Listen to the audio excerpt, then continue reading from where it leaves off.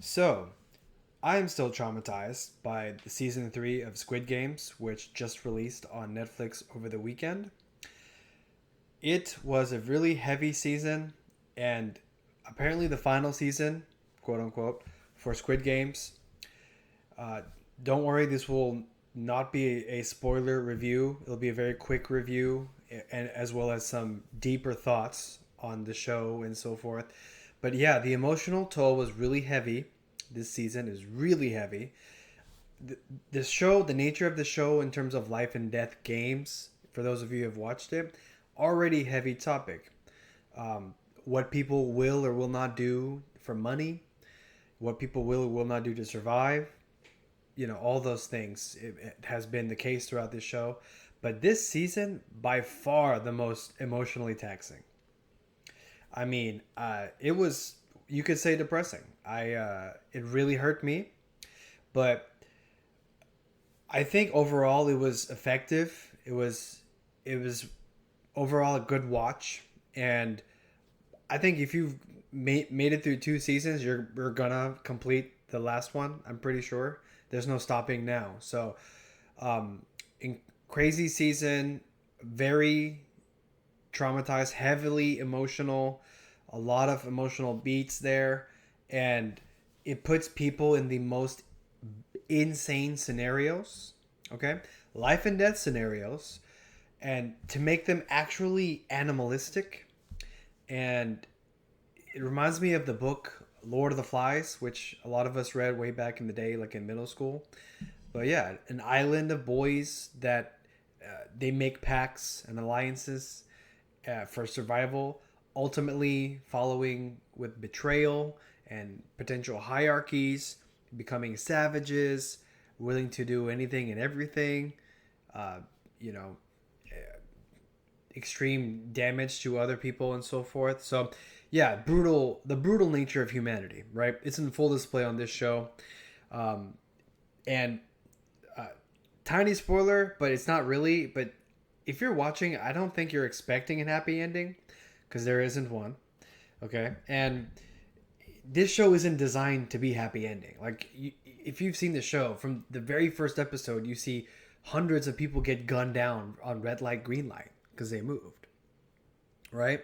That's the very first episode of the show, and this is the most shocking thing most of us have seen on a TV show of this nature. So, very controversial ending, I would say, without getting into big spoilers. But um, what I could take away from that was what the characters had to go through.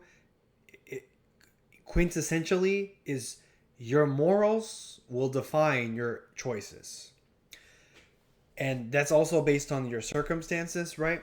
So circumstances does make a huge impact on us. So in this case, now to set the context, right? Every single participant in these games technically is participating of their free will, by their own choice, by their own volition, by a choice by a random stranger because they're all doing poorly financially, which a lot of us can relate to, and unfortunately. And a stranger says, if you win this game, I'll give you money. And if you want a chance to win more, play more games, here's an opportunity. And unfortunately, a lot of people in our society are doing so poorly financially. And I don't want to get into the whole capitalistic nature of society or whatever, but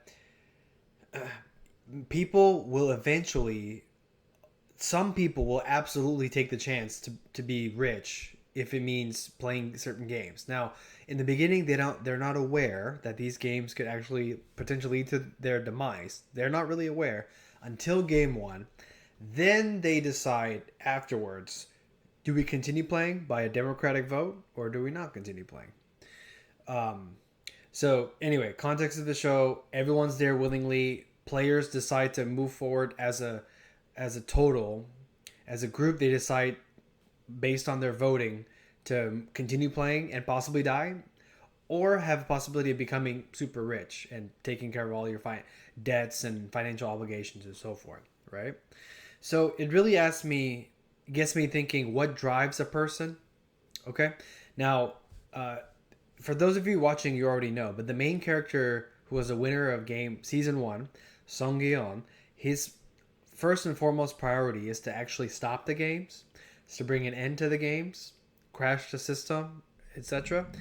And that's what he's accomplishing. Sorry, that's what he's attempting to do from season two and leading into season three, which ended on a big season two ended on a big cliffhanger. Spoiler, but so that's his mission. He's already played the games. He's not there for money anymore. That's obviously the prime motivation for everyone in the beginning. But after a certain point, money is not the deciding factor anymore. Okay, how valuable is a human's life? How valuable is your life? How valuable is another person's life? How valuable is a innocent person's life? And man, these questions are greatly highlighted in this season, right? So a person's morality is all they have left when everything else is stripped away. Okay, if someone was to strip away everything you have, right? Um, your connections to all your loved ones, right? Your ability to communicate with the outside world, right? And for sure, your resources and all those things. And yeah, you're stuck with a choice, right? And that choice can either affect your life or other person's life, people you don't know for the most part. That's what they deal with in this show. And I realized like the highlight of morality and how that morality sways. And oh my god, do people take a turn morally in this show, in this season. Now we do want to caveat that this is strictly a show and should never be considered for a real actual game of life and death. Okay, extreme challenges and choices are presented with life and death hanging in the balance for participants and themselves, plus every single other person, people you never met before, right? So the only difference now is what drives a person and what do they believe, what are they willing to sacrifice, right? So that's what the main character really struggles with in this season here. So you can choose to sacrifice others for the sake of your own survival, okay, and self-preservation, or you can choose to potentially sacrifice yourself so that certain others may actually survive over you. It gets to a very black and white decision about literally one life over the other. It absolutely becomes that way towards the end, towards the final games. It becomes very black and white. Whose life is more valuable? Okay, and when people in the show start talking and they because another character is introduced that you're absolutely shocked by this, and it's not a willing participant, and unfortunately it's not even a adult person. Okay, and so I don't want to spoil it because it's going to give it away, but yeah, when someone that is completely 100% innocent, that's not even capable of rationalizing, surviving on their own, completely dependent on others, if you know what I'm saying, if you have to contemplate their life for you, the possibility of you getting money, that is an insanely morally gray area there. So that's what people are faced with in this episode, in this season, I should say. So yeah, every single choice we make is a testament to our morality and conscience. Okay, so yeah, and that's true in life. Okay, so in real life, thank God we're not playing life and death games for real. Okay, knock on wood. I pray that no one's actually playing these games. Now, what do we deal with on a regular basis? We deal with traffic. Okay, we deal with family members and family drama. Okay, in immediate family, extended, etc. Right? We deal with colleagues or schoolmates. Okay, we deal with friends or you know friends or people you just met, whoever. So that's what we deal with, and Now, every action that we take is a testament to who we are. Okay. So in today's world, we're not like faced with the choice of someone else's life hangs in the balance or something, really. But you can choose to not honk your horn in traffic when someone is at the light. That's actually a good example.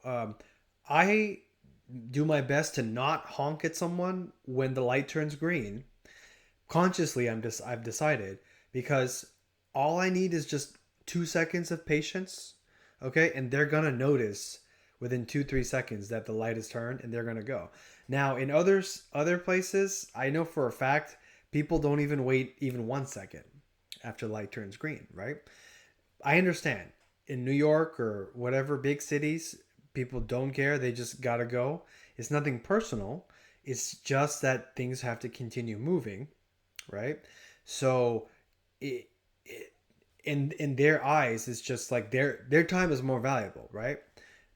That makes sense. Now, me or a person that has more patience, okay, which I highly recommend for everyone, is to cultivate more patience, and of course that takes time.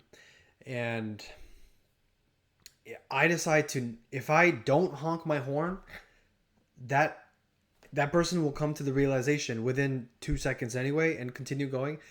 I actually have reduced the chance of that person emotionally getting more upset, or maybe getting more anxiety, or if they're dealing with something like that, or if a horn on if a honk on the horn was all it took to take them over the edge or something of they're having a bad day, right?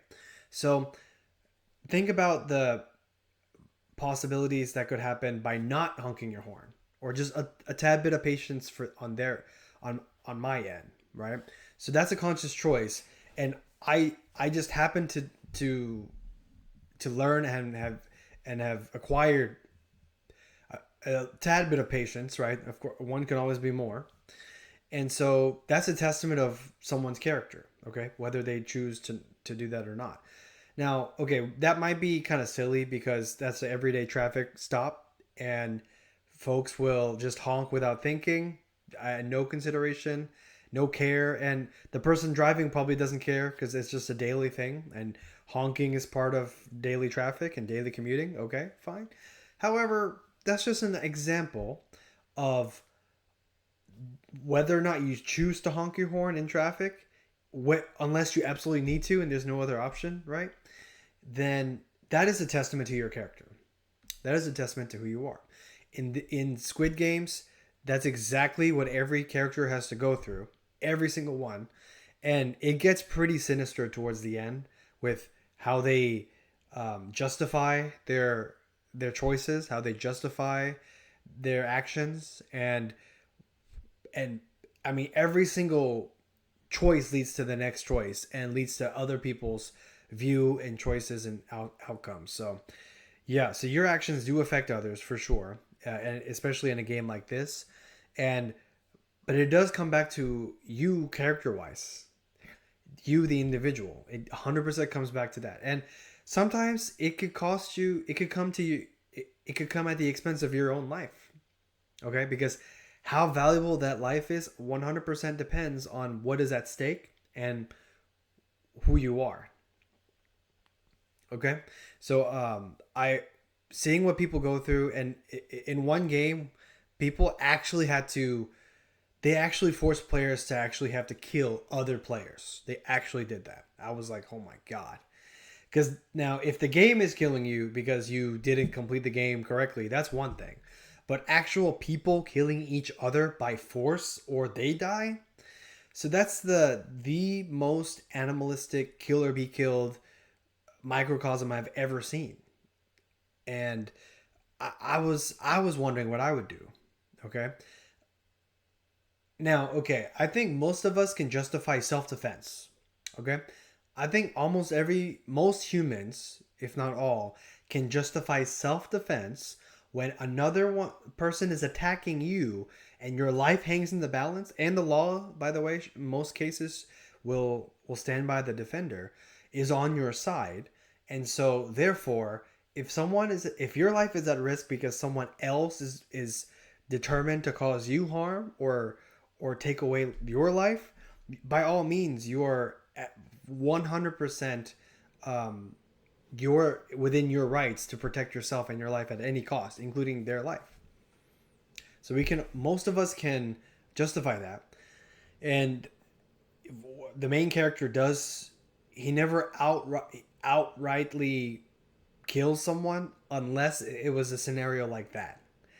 Either he's forced to because the game makes him, or he's acting in self-defense because someone else is now threatening him in his life. So yeah, uh, in that case, that is a very clear character decision. Okay, and there are people who are so deranged that they enjoy, they're psychopathic, or they have whatever issues, and they will do it out of sheer um, willingness to do by their own demeanor. So yeah, the more you justify between right and wrong actions, the less you need to justify morally gray area, right? So essentially, that's how justification works. So if you justify one time, like that's okay, okay. Um, Hurting someone without a good reason is okay, right? Or um, someone else's demise, as long as you is for your benefit, is okay because your intentions are good. If you justify that once, that means you're open to justifying it again, right? The main character very clearly understands if he one time decides to cross that line of self-justification despite the intentions, no matter whose life was in balance, but he knows for sure he will never be the same again character-wise. And as soon as he crosses that line and breaks his moral code, it's game over. And it doesn't matter if he wins. It doesn't matter if he survives. Someone precious to him survives. He himself would have changed for the worst. And now he will take such a big character leap that he can't go back from it, which another character, those of you watching know who I'm talking about, is struggling with. Every day we're faced with choices that define our morality, but not extreme, like in the show. Simple things like returning a shopping cart, right? Giving someone the right of way on the road, saying please and thank you. These are really small things, okay? Saying please and thank you is a small thing. A lot of us don't do it. It's really no offense if you don't say it, okay? Especially if you work in the service industry or retail industry. Your job is to service your customers regardless if they have good manners or not. It's not really your job to think that. But yeah, but a person who does say please and thank you all the time or regularly, and they take the extra measure to return a shopping cart or give someone the right of way, that person is more compassionate and says more about their character, and that's a person that other people will appreciate. And he or she won't make other person's life harder by doing so, right? And that's a testament to your character. So these are small things in our daily life that's a testament to your character, and that's defined by your morality because you made a choice, and that choice has to come from within. And within means your own consciousness and morality. So, yeah, I hope people can take away these lessons, okay, from this show, because they're faced with absolute extreme, insane scenarios. Parents dealing with their own child, and whether or not and the life holding their life in the balance. Expectant mothers, with their unborn child, and people around them. Okay. Oh my God! Like, it is absolutely brutal. This show is not for the weak. Okay, it's not for the weak. I do not recommend if you have a weak stomach. I do not recommend if you're super emotional. I do not recommend any of the above if you think about watching this last season of Squid Games. It's absolutely the most intense one. So, okay, so one thing I wanted to get to in a previous episode, but I've had some technical issues recently. So the Millennials have gone through a lot. Okay, this month of June, which we're now towards the end of and going into July, happy exact halfway mark of 2025, I guess. The millennials have been through a lot just this past month. Okay, there was potential for war. There was international conflict.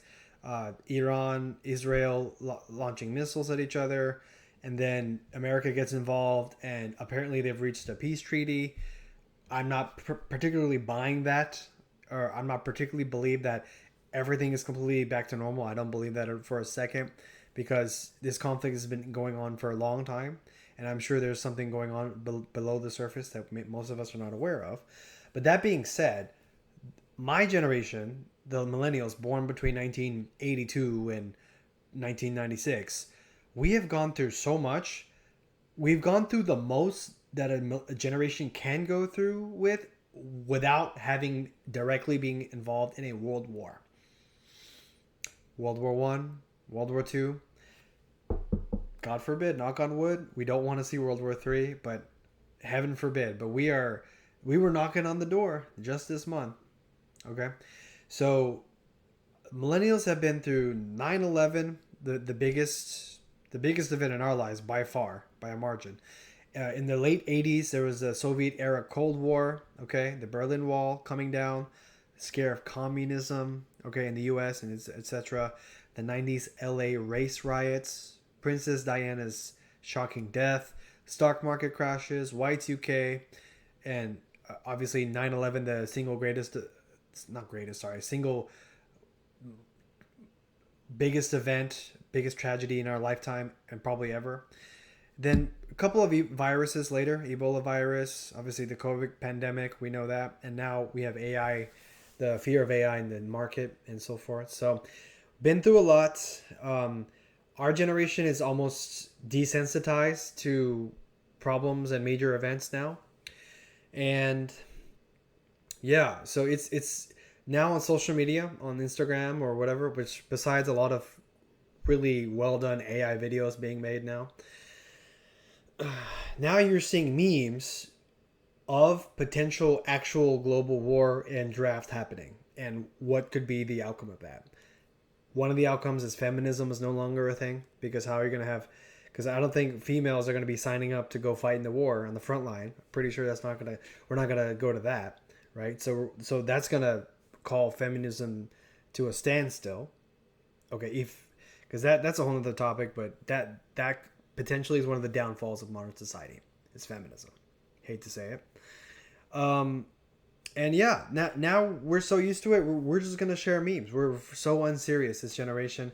We're gonna joke about getting drafted. We're gonna joke about our experience playing video games like Call of Duty. So that depends. That's gonna determine how suitable we may be for the actual conflict where your life is in danger and you're in the front line, so your life could be over, and as well as anyone else's.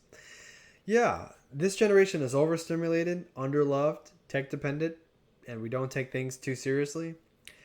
Yeah, so that means future generations are going to even have a crazier time with the new era. And yeah, I'm not even going to get started, but Gen Z, uh, Gen Alpha beyond, I mean, dating is almost non-existent as a concept anymore.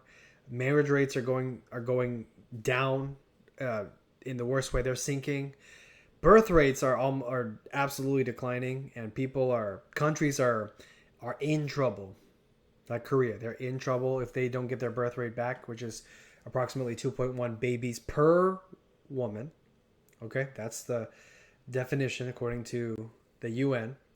So yeah, without getting into actual global conflict, God forbid, we have a lot that we're dealing with, and I pray that we deal with them. So, yeah, our future generations are going to depend on us. They're going to look back and say, your generation couldn't have successful relationships. Generation couldn't define what a woman is or something. Your generation, are fighting each other, overtaxing, overspending, right? Crazy debt, etc. Right? And future generations could pay the cost. I pray they doesn't, but anyway, a little bit of a riff there about our generation and so forth. But yeah, I mean, it's a good thing that we're not super serious because that was for the older generation, right? That's when actual war is happening. Fine. The I mean, before the baby boomers, right? The ones that fought in World War One and then getting into World War Two, that generation, the greatest generation or whatever, there's never going to be one like that again. It's never going to be. But they're kind of considered like a gold standard of a generation. But anyway, things change. Generations come and go. Okay, society changes. There's no need to fear. But anywho, so just wanted to get this out there. It's been a while. I'm gonna work on getting more content on a regular basis, like I keep saying. Hopefully, no more technical challenges because going through that. But if you made it this far and you like this episode, please give it a thumbs up, like, and subscribe for more. I hope you guys enjoyed the new season of Squid Games. Just be warned, it's extremely emotionally taxing. With that being said, remember, it's just some perspective.